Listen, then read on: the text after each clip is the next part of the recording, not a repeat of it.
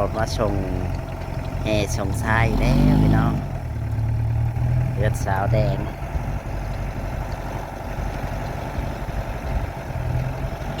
เอาเ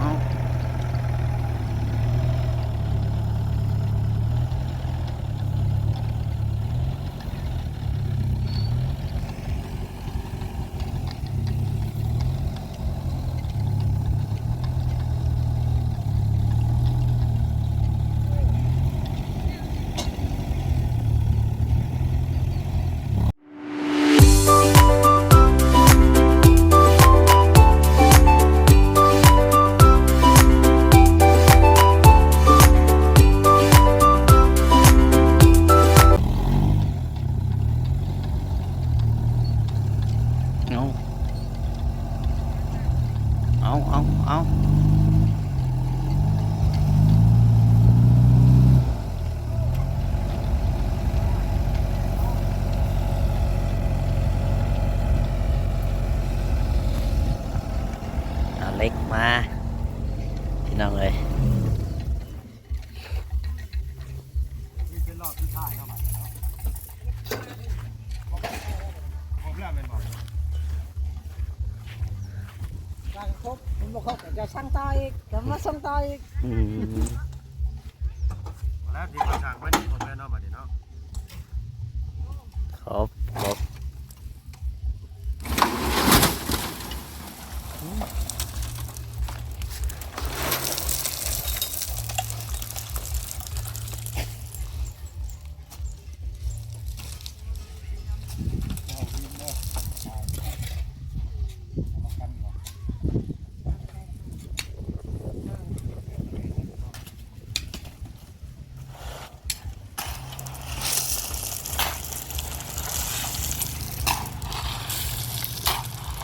พี่น้อง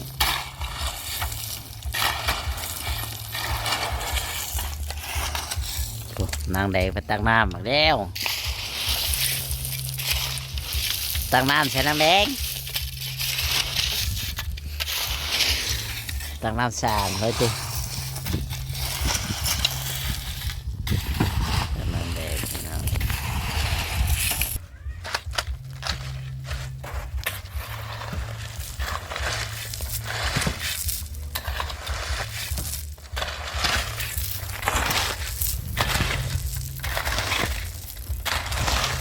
เนาะ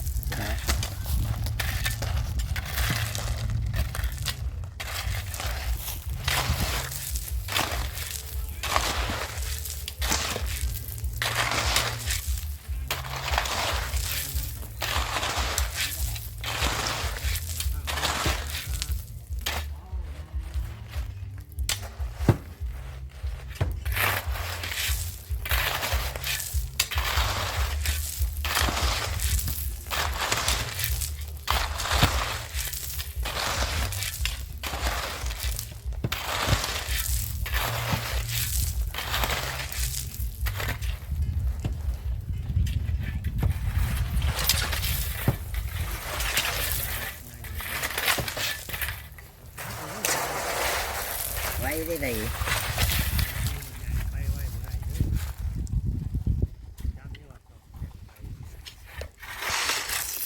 จะครบพี่น้องเนาะอุปกรณ์นี่แหละพัน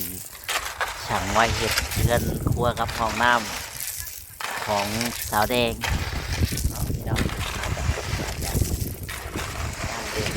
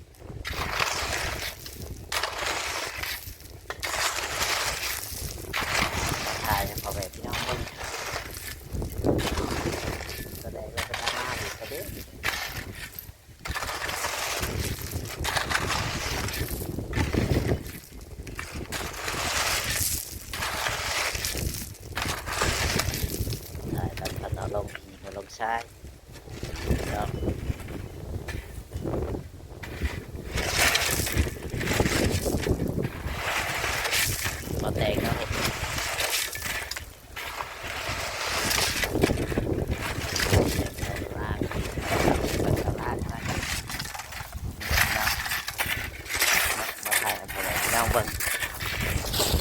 ใช่ไปเบิ่งบ่อแตงเราล้างคอก่อนพี่น้องเอ้ย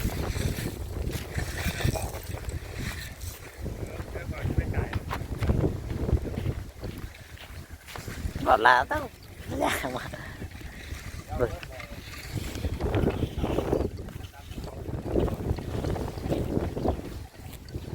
ยังไงเนี่ย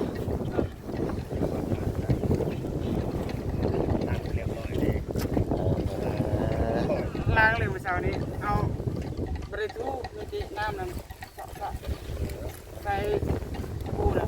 เดี๋ยวมันหมดซ้ำตัวเรื่อง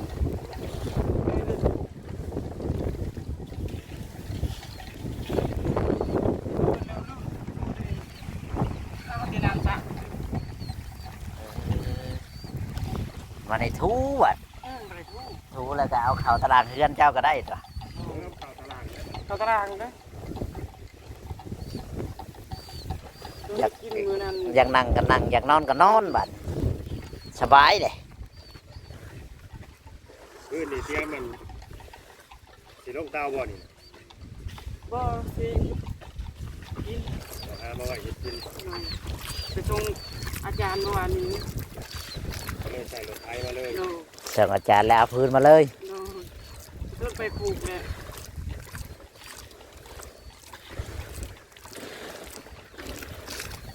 เราไปโคกนะฮะขยันดีบ่แตง ขยันเนาะบ่าวจอด เอ เนาะ อ คนได้สั่งเฮ็ดปุ๊บปั๊บด้วย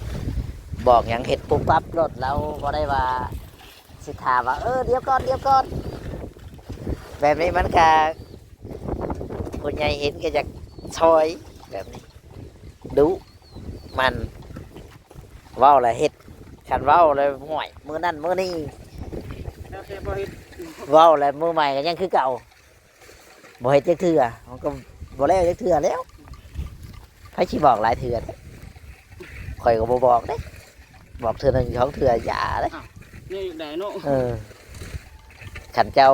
บอกเลยเจ้าบ่เห็ดเจ้าบ่อยากได้เลยว่าเจ้าอยากบ่เห็ดเนาะอันนี้เนี่ยอยากได้ต้องเห็ด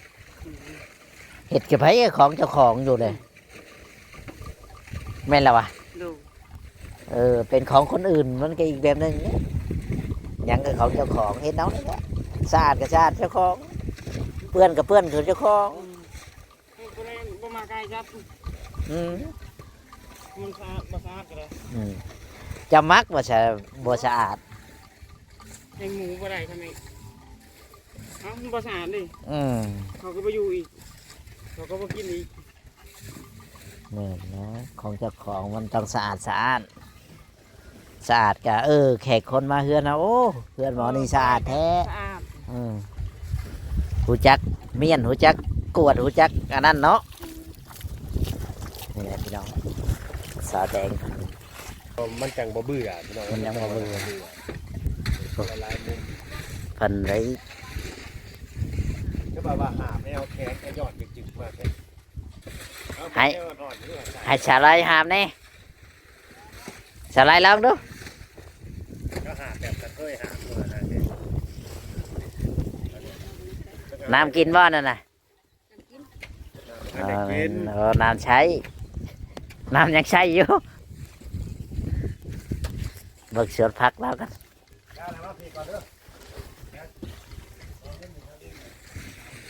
นี่แหละพี่น้องบักกะนี่เราหดพักหดหญ้าพักเรากันนี่ดิเราก็ยังหูจักหดหูจักอันนั้นเห็ดพี่น้องเอ้ยนี่แหละสมว่าคนอยากได้อยากกินอยากมีเห็นเอาได้กินได้อยู่ของเจ้าของแล้วพี่น้องเอ้ยโมเมนต์ที่ว่าเฮาเพันเห็ดให้แล้วบ่เห็ดหยังต่อมันก็บ่ได้กินคือแบบนี้แหละปลูกเอาหมกพริกหมกเขือหดน้ำหดพักหดหญ้าเอาเลยน้ำในเพิ่นเห็ดให้สร้างสาเอาเลยพี่น้องเอ้ยก็เป็นของเฮาผักบัวก็พอได้ใช้แจ่วใช้จุนี่หมกถั่วหมกแตงนั่นเดี๋ยวโพดสาลีหมกหมูขุมหมกหมู พอได้กินถ้ามันออกมามันก็ได้กิน คนขยันอยู่ใช้กับขยันคือเก่าพี่น้อง ถ้าคนขี้เกียจอยู่ใช้ก็ขี้เกียจเนาะบ่เฮ็ดเพิ่นต่อมือต่อตีนให้แล้วเจ้าของบ่เฮ็ดต่อก็บ่ได้พี่น้องเลยก็บ่ได้กินอันนี้เพิ่นต่อมือต่อตีนนั่นเนาะเฮ็ดหยังเพิ่นก็มักผู้ใหญ่ใจดีก็ได้ถ้าว่าเฮาดุเฮามันเฮาขยันเพิ่นเห็นนี่ก็อยากหน้าช่อยบ่แม่นสิว่าเฮ็ดแล้วบ่อันนั้นบ่มีไผอันนั้นพี่น้อง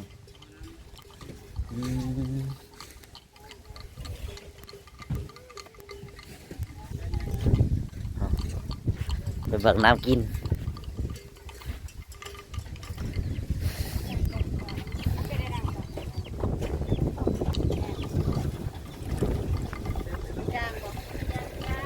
อันนี้มันเค็มบ่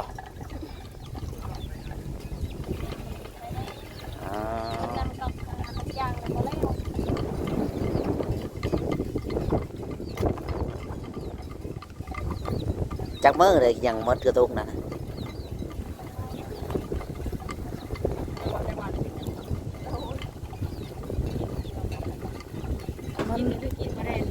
บดบ่ได้ลิ้นมันจะหน่อยกดเฮ็ดนั่นเฮ็ดนี่ห้วยมืด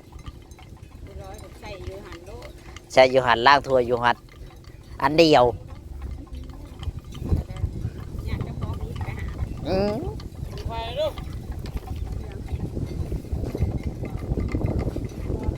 ให้เมียบังคุยไปบอกหมู่เถอะวะเดี๋ยววะไปเห็นเวียกเอาจักเลยเจ้าคือบอกแล้วฉันคือบอกจะหน่อยกับเขาคำอีกคำลูกคำเต้าอีก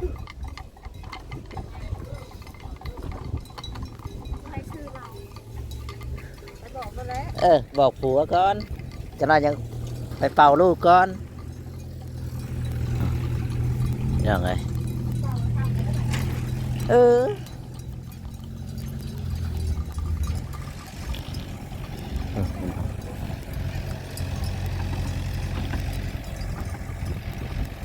คนอยากได้แบบนี้เลยพี่น้องเฮ็ดพันบอกปุ๊บปั๊บลงมือบอกปุ๊บปั๊บลงมือเฮ็ดทุกอย่างคนอยากได้ถ้าบอกบ่เฮ็ดนะคนบ่อยากได้พี่น้องอยากได้แน่หัดขี้ข้านบ่เอาคือกันได้แบบบอกแล้วบอกเธอหนึ่งเธอเดียวมันก็รู้จักแล้วคนเฮา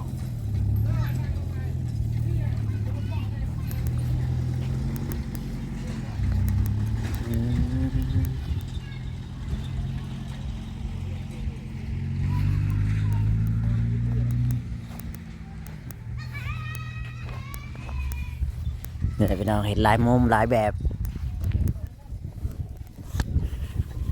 มันยังบ่น่าเบื่อเบิ่งแต่แบบเดียวมันน่าเบื่อเด้พี่น้องเอ้ยนี่แหละพี่น้องเอ้ยชีวิตของคนขยันอยู่ใส่กับบ่อดตายเห็ดไป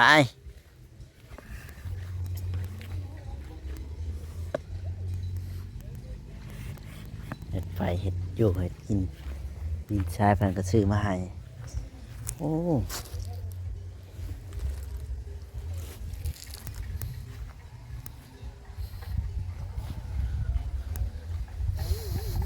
ชีวิตของคนขยันต้องสู้พี่น้องเอ้ย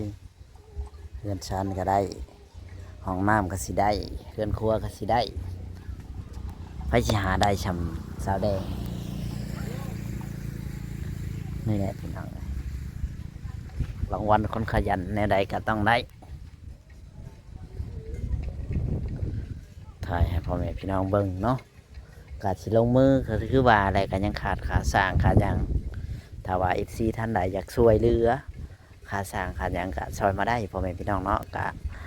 นี่แหละก็ทางเรือนทางชาติมันก็ได้เป็นเรียบร้อยก็ยังเหลือแต่เรือนครัวกับห้องน้ำนั่นแหละขาดเงินขาสร้างอุปกรณ์นะครบ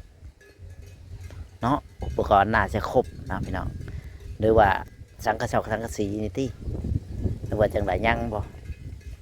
แต่ว่าพวกปูนพวกแห่พวกทรายพวกบล็อกพวกอย่างในครบน่าจะเรือสังกะสีป่ะหรือว่าในใดต้องถามเบาแล้วเพราะว่าเบาเจอกับผู้คือกันให้พ่อแม่เอฟซีได้เบิ้งมันสิเป็นบนาเบื่อเนาะเวลาลงคลิปไปพี่น้องให้ได้เบิ้งได้ชมน้ำกันเนาะพุ่นคือเฮือนเก่าเพิ่นพี่น้องโอเคพี่น้องเอ้ยเอามาจ่อยกันสิขอจบคลิปลงเพียงเท่านี้โอ้สไปเลยอีหยังกันนะมันเป็นอย่างมันเน่า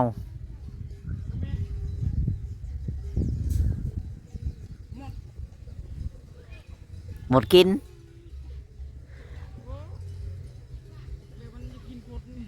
หมดกินคนว้าย มันหมด ว้าวเป็นตาย่านแท้ เบิ่งถามนิดหน่อยนิดหน่อยเด้อ คือมันกัดลูกเจ้าให้หมดได้ว่าตัวเองน้อยแล้วผู้ใหญ่ก็กัด